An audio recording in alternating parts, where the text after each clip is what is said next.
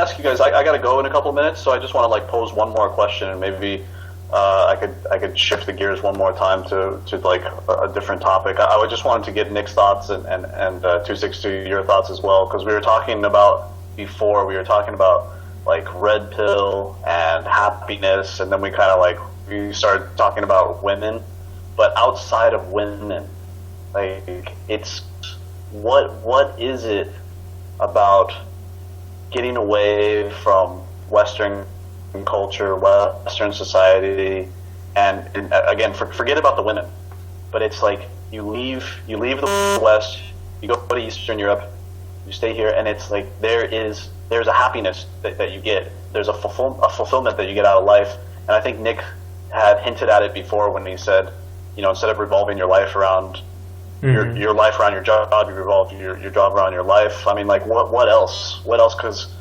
262, I know that you're not working like 40 hours a week. Mm-hmm. Like what is it that, like, for you, like what's that recipe for happiness outside of the ladies? Yeah. Well, I'll say, I mean, for me, it's a little bit different of an experience because I have family here in Poland. Poland's been a part of my life for my whole life, so I feel like I'm getting back to my roots.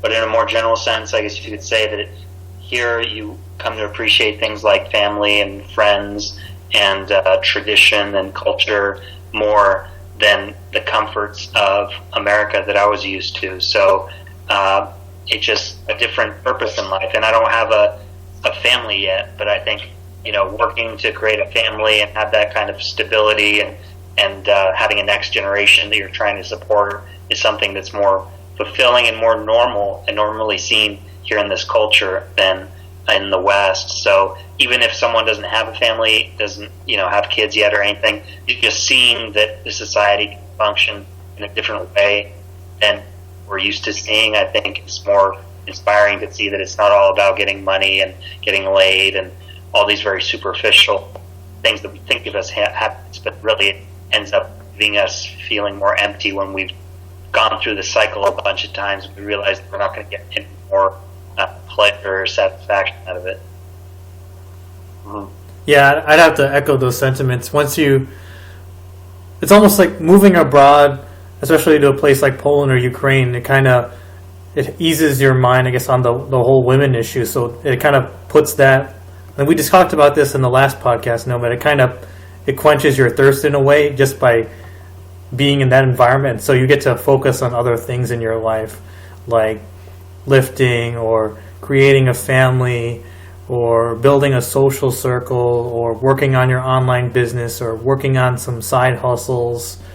You really get to see that life isn't all about money and material and some of the more superficial things that the West is known for. You get to see some of the deeper things that you want out of your life. What has been your experience with that? What's been my experience in Ukraine? Yeah, on that subject of.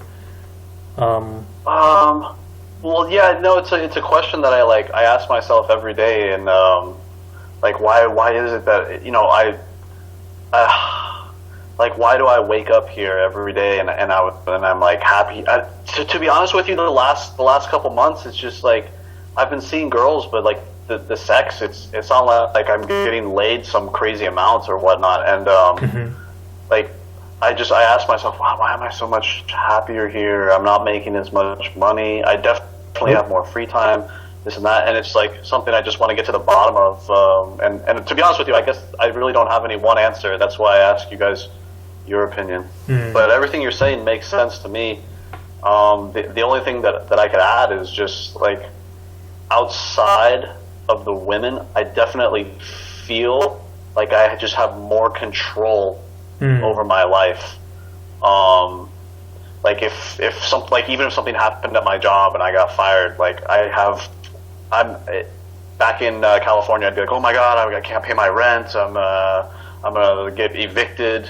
But like here, it's just I don't even have those fears. It's like I know there's opportunity for me here as a native English speaker, and like there's always going to be another job. There's always going to be like money for me somewhere if I need to get it, teach in English.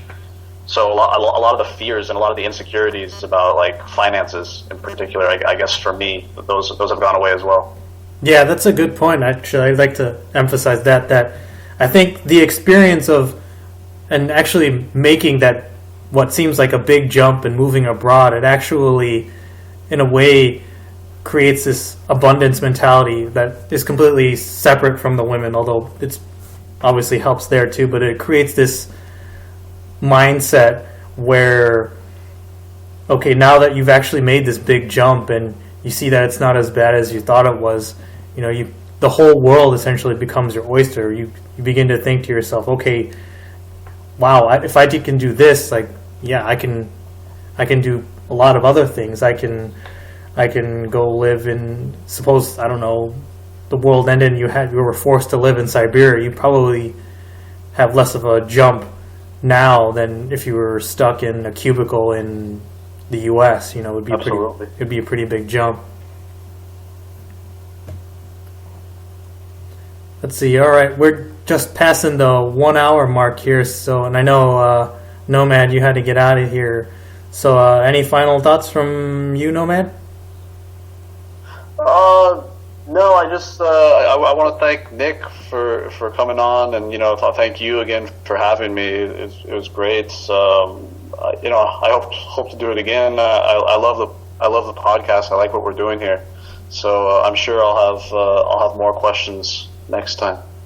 All right, Nick, any final thoughts?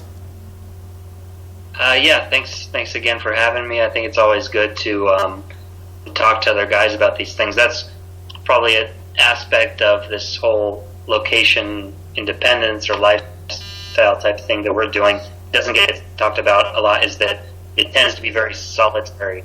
So you get kind of stuck in your own way of thinking, and you feel very kind of like a lone wolf, even if you have friends, because what you're doing is very different than what the other people in your life are doing. So it's good to hear from other guys and see how they're handling all the various issues and things that come up when we're doing something that's out of the ordinary. Yeah, definitely. I agree with that too. It can be. I remember Roosh writing about going abroad, and one of the things he noted was even for him, it sometimes was a lonely experience for him, and that the forum sometimes tended to be his only like real social outlet. That forming good male friends, and outside of women, forming good male friends wasn't something that was easy for him to do while abroad. And so doing something like this, with a group of men who've done the same thing and who are like-minded, I think it's been a great experience. And that along those lines, I would definitely also recommend that guys meet up in person when they do this, so that they get to I guess not be an island. No man is an island, they say. Yeah.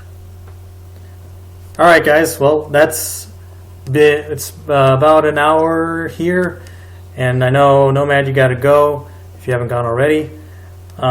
Nick, thanks for. I'm still here. Good talking to you guys. Yeah. Thanks, you guys. Thanks, Nomad. Thanks, Nick. Shout out to you guys for joining me again. And if you like this podcast, hit like, hit subscribe, and we'll see you later. Night.